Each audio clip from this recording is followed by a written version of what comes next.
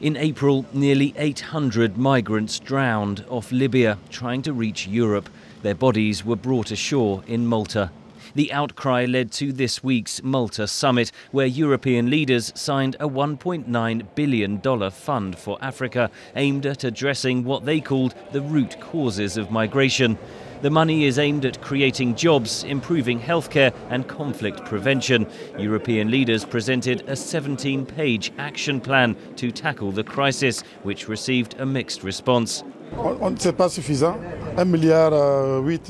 not enough. 1.8 billion euros is far from being enough. The needs are enormous. That is why we're calling on the other partners to participate in the setting up of trust funds. These are judgments coming from those who always see the glass half empty. Today I see a glass that is much more than half full because, firstly, Italy is not alone anymore in dealing with the refugees issue, and secondly, Africa is a priority.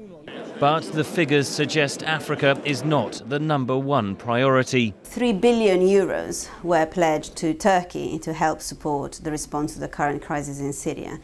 So from that perspective, just by way of comparison, 1.8 billion euros for the whole of the African continent is probably not enough. Europe will also look to sign individual migration agreements with African countries in return for development aid. The numbers crossing the Mediterranean, though, have been dwarfed by the arrival of more than 650,000 people, mostly Syrians, via Turkey and Greece. Sweden, long seen as the beacon of support for migrant rights on the continent, became the latest member of Europe's passport-free Schengen zone to reintroduce temporary border checks this week. We are adhering to the rules that we have in Europe. We can do this because when our authorities tell us we cannot guarantee the security and control over our borders, we need to listen to that.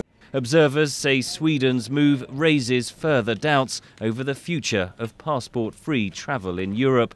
Henry Ridgwell for VOA News, London.